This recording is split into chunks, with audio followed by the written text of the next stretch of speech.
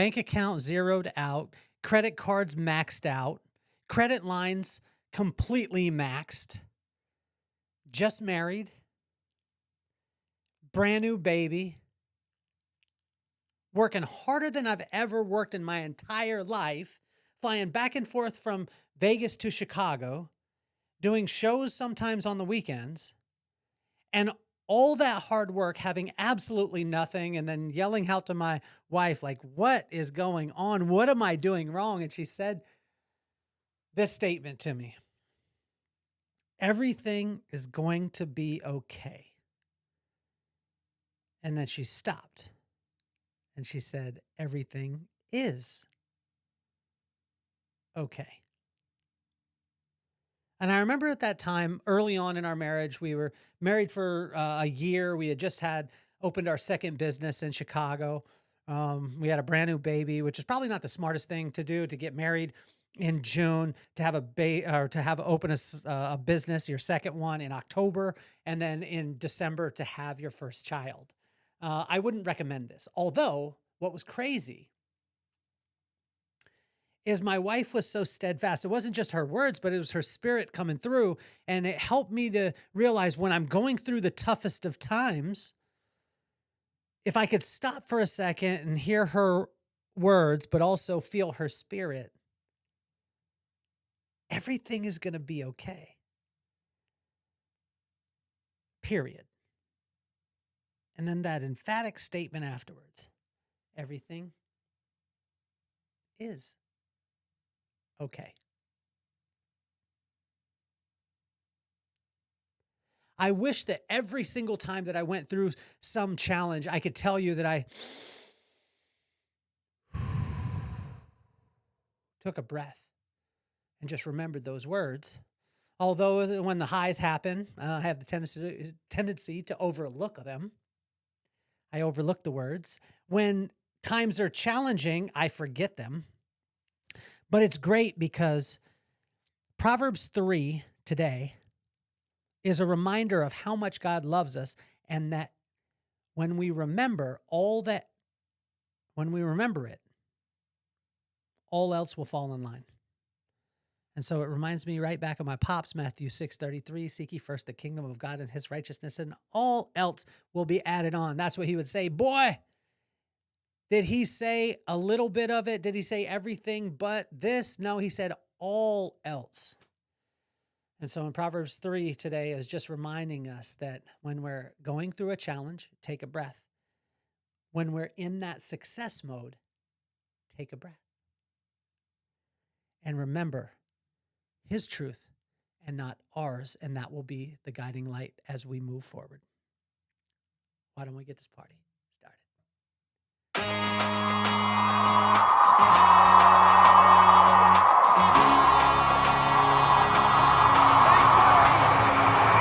Nothing more on my mind. I got two shines, so every day I climb. Work in the morning, work in the evening. We's achieving, cause we believing. It's for certain, we put the work in. We ain't stopped just because it's hurting. Right before your eyes, so it's coming to no surprise. The takeover is televised. Over and over and over again. Make no mistake, we continue to win. Defeat never know, cause I will not lose. They wanna mimic my moves, but can't walk in my shoes.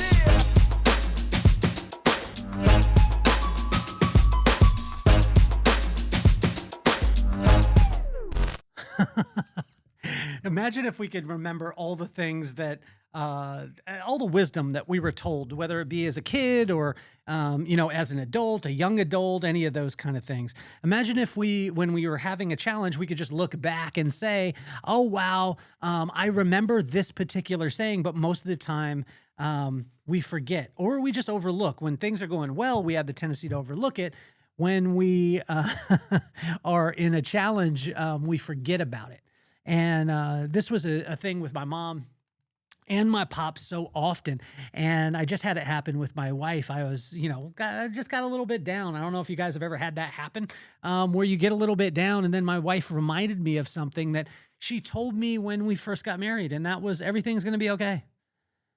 And then she followed that up with, everything is okay right now. Like, we don't have to wait for that to be able to happen. It actually is in place right now. And in Proverbs 3, it was just that reminder. Proverbs 3 to me is very special because this is Proverbs 3, 5, and 6 is something that my pops would talk to me all about all the time. And he would say, trust in the Lord with all your heart, lean not to your own understanding, submit to him in all your ways, and he will make your path straight. And I would hear this all the time, and I'll be like, yeah, that's just some Bible speak. Like, why are you trying to tell me this stuff, Pop? How is it going to apply? But then I thought about it, and I've broke it down over the years where, think about that. Trust, right? Trust in the Lord with all your heart. Lean not to your own understanding. Well, you can't lean unless you trust. Submit to him in all your ways, and he will make your path straight. And then I reversed it, and I looked at it. I said, well, if my path isn't straight, that means I haven't submitted. If I haven't submitted, I haven't leaned. If I haven't leaned, I haven't trusted. Well, if I don't trust, I can't submit. If I don't submit, I can't, or if I don't lean, I can't submit. And if I don't submit, then my path won't be straight. And I just look at those things over and over again. And it's so simple when I read it and review it. But that's why it's so important to have these little Inchstones every single little day, like every day, for us to remind ourselves of the truth, the wisdom, and spend time in it. Because if not, guys, I don't know about you, but I'm a bit of a bonehead. And there's times where I remember it. And then there's, my pop said there's two ways to learn, instant shock or repetitious learning. And some of us are waiting. I have the tendency to do this. Sometimes I wait for the instant shock, something that smacks me upside the head and kicks me into gear. We always talk about this as an epiphany, or, I was inspired by X or whatever it is. And it's like, what God is saying is just remember this, like write it on your heart, write it on your heart, write it on your heart, and study it over and over again and seek out wisdom at all costs. What is wisdom? The right use of knowledge.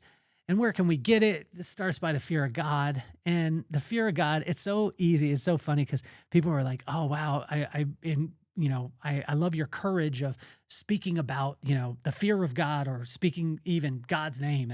And for me, it's not from a religious standpoint. It's not from a ritual standpoint. It's just from a relationship standpoint.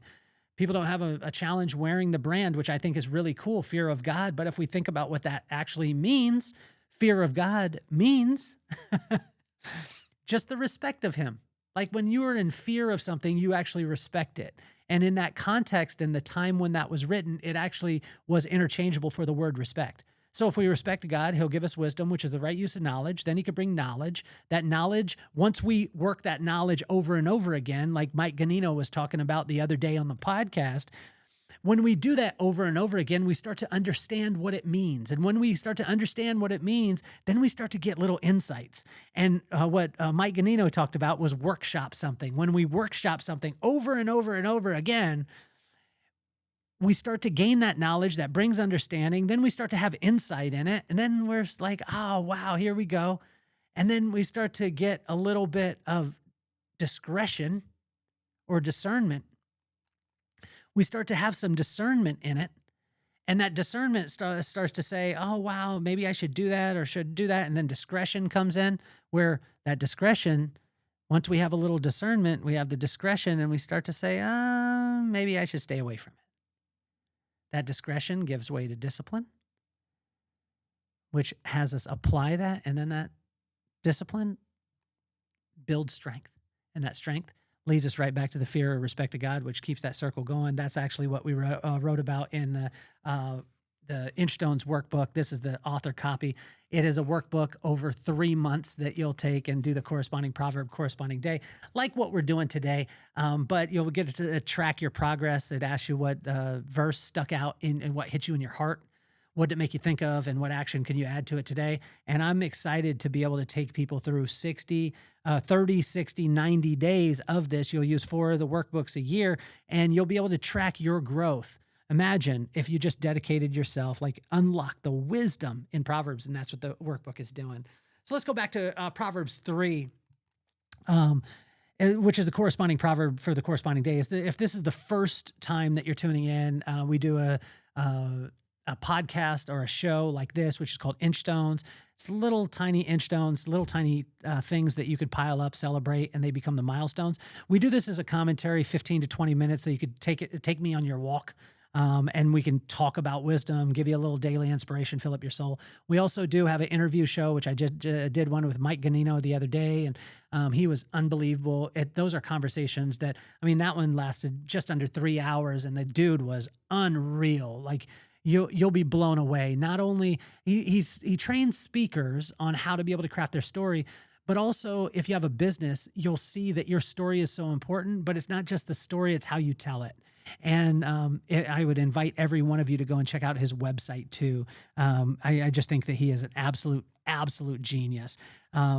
So in Proverbs 3, in verse 1 and 2, listen up. You don't have to search far for wisdom. Simply accept it and remember it, and then you're going to need it. And in Proverbs 1 and 2, or in Proverbs 3, verse 1 and 2, it just reminded us of that. It's like, listen up. You don't have to search for it. You don't have to search for wisdom. It's literally, it'll be right with you. God is right with you all the time. And when we start to respect him, spending time with him, seeing his words, his actions, they're in line. You'll start to give respect. That's how respect happens. Then you'll simply accept it, and then you'll remember it and guard it as much as possible. That's a part that I didn't talk about. And because you're going to need it. Like, every one of us is going to need it. There's going to be a time where you're in the valley. There's going to be a time where you're on the top of the mountain. But I could tell you, when you're on top of the mountain, you're not going to jump from mountaintop to mountaintop. That's what Mike Ganino talked about the other day. You're going to go into the valley, but it's so much better to choose the valley you go in as opposed to being forced there. In verse 3 and 4 of Proverbs 3, these two words can be the foundation for a good name. Now, I thought that a good name had to be, do all these, have all these traits, but it was amazing because it broke it down as very simple. Love and faithfulness are the foundation of a good name. Love and faithfulness. Love and faithfulness. Sometimes when people talk about love or they talk about faithfulness, they get, it's just lofty or anything like that. But what I want us to understand is that if we apply love and faithfulness, that'll be a phenomenal foundation, and that will build a good name. When I look at people with good names in my life, my buddy Will, my buddy Dave, my buddy Pike, my big brother Rob, my brother Guy, my wife Brooklyn, Maddox, McKenna, my daughter. I think of these people and they have a good name. Why? Not because of all the things they do or they accomplish. It's just because the love and faithfulness that they have inside their heart and that they display in their actions. So we're coming to verse 5 and 6, and this is something that, for me, it's very special because of my pops. And my pops would always be like, boy, trust in the Lord with all your heart. Lean not to your own understanding. Submit to him in all your ways, and he will make your path straight. And then he would be like, boy, do you get it? And I'd be like, yeah, whatever, Pop. I just hear you over and over again, but, you just keep telling. But he kept telling me it. In Matthew 6:33, seek ye first the kingdom of God and his righteousness, and all else will be added on. Boy, did you get it? And then he would ask me questions. Did he say all things or did he say some things? And I'd have to say all things, Pop. But he kept on and he kept on and he kept on and he kept on. You see, we learn one of two ways: instant shock, repetitious learning. Instant shock, repetitious learning. Sometimes we need to be shocked. We need to be shooken up a little bit, and our reality get a little bump. And sometimes we just need to hear it over and over and over and over and over again.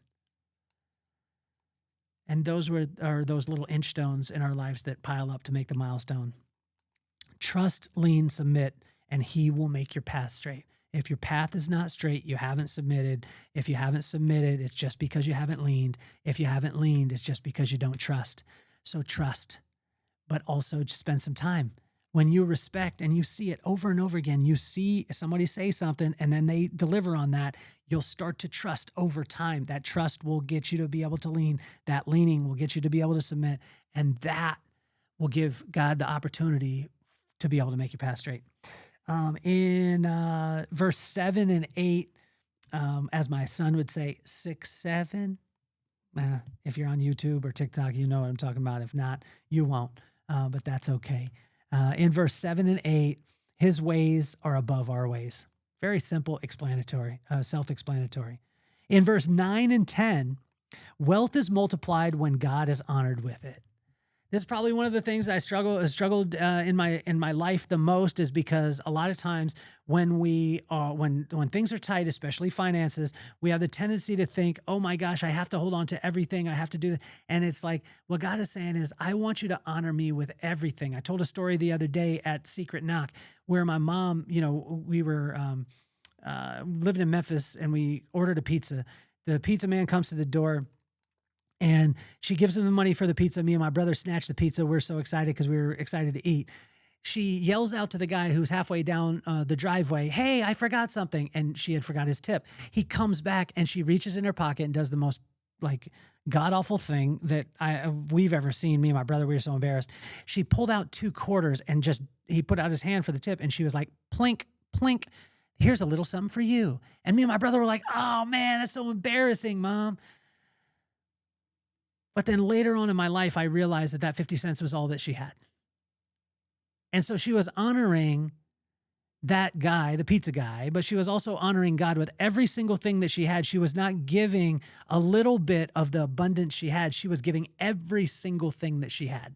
Now, I'm not saying in this that you need to give every single thing that you have, but I'm saying that, are you giving from your excess, or does that thing that you're giving to someone, whether it be your time, your energy, your money, does it actually mean something to you before you give it? And wealth is multiplied when God is honored. And that's verse 9 and 10. In verse 11 and 12, invite discipline and correction. It's so much better to invite it than to get it popped upside your head. And this was a thing that I wish I would have known as a kid, because I would have invited discipline. Like, coach, how can I get better? If you ask that question, people will give you constructive criticism. I don't like having to wait for somebody to come upside my head or come at me and say, you're doing wrong or whatever. Because a lot of times I just get defensive. But if we invite correction, we ask people, we ask our peers, we ask our mentors, how could I get better? And what God is saying is just invite discipline. I'm not disciplining you because you're bad, but if you invite it, I tell you, it lands so much simpler. In verse 13 through 18, searching for wisdom will help you to gain understanding. This is more profitable than gold. Searching for wisdom. How do we gain wisdom? The beginning of wisdom is the fear of God, which is the respect of God. How can you respect something? By seeing its words and actions, and they're in line. When that happens, you can gain respect for it. That respect of God will be the birthplace of wisdom. And when you search for wisdom, you don't have to search far. That's what we talked about earlier. You don't have to search very far for wisdom. It's right there with us every single day, but most of the time we overlook it or we forget about it because we're so wrapped up in our circumstances. And so my mom told me always that joy is different than happiness. Happiness is circumstantial. Joy is falling in love with your current circumstances and allowing magic to happen. Now, it doesn't mean that all your circumstances will be great, but it's getting into that place where we understand that it's not about the circumstances, falling in love with those things. And when we're searching for wisdom, it's right in front of our face most of the time, but because of our circumstances, because we're so focused on them, we get the focus off and we forget or sometimes overlook the wisdom and the blessing that is right there in front of us. Like my wife said, everything is going to be okay. And then she followed it up. Everything is okay right now if we'll accept it, remember it, and reverence it. Thank you, baby. I love you. You're the greatest. You smell nice and you say nice things. Brooklyn, I love you. In verse 19 through 26, wisdom is always a firm foundation. It will cast out fear, have you walk confidently and sleep soundly. With God on your side, there is an unfair advantage. This is the craziest thing, because every time that we look through in the Word and we see that God is on the side, the circumstances don't matter as much.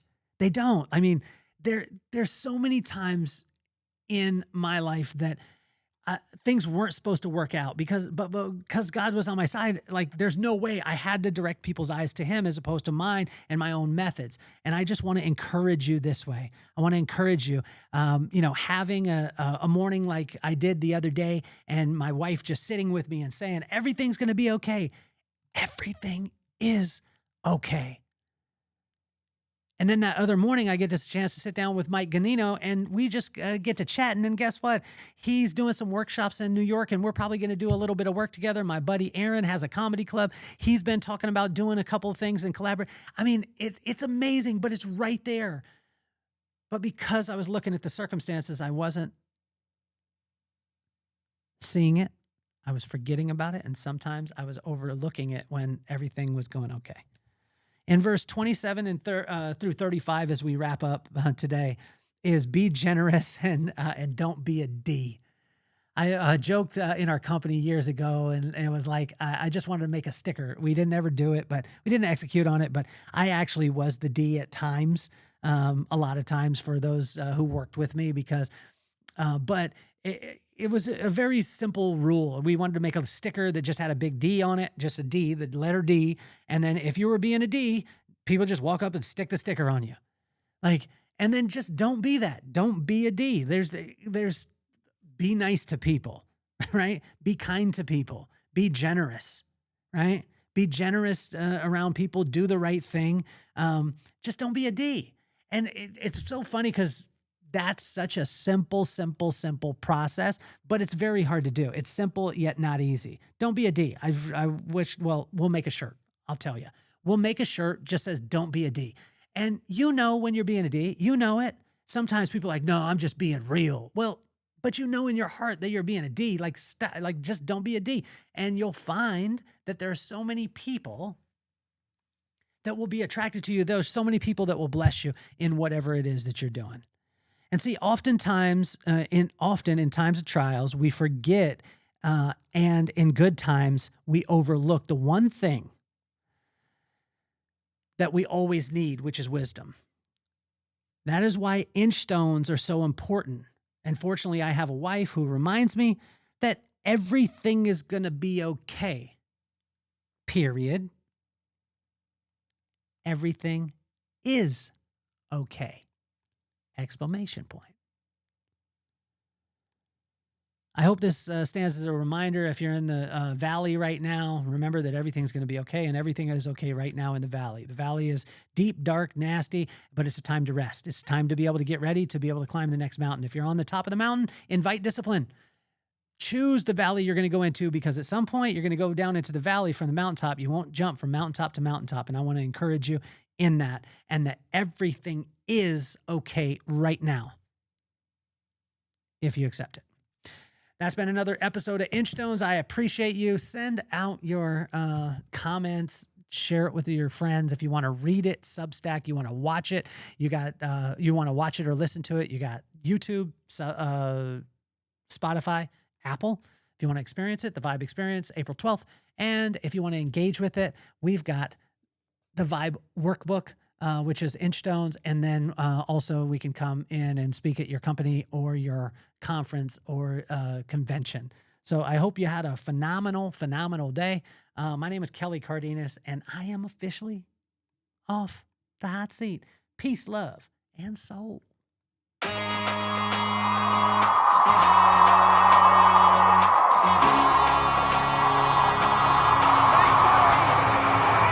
Nothing more on my mind. I got two shines, so every day I grind. Work in the morning, work in the evening. We's achieving, cause we believing. It's for certain, we put the work in. We ain't stopped just because it's hurting. Right before your eyes, so it's coming to no surprise to take over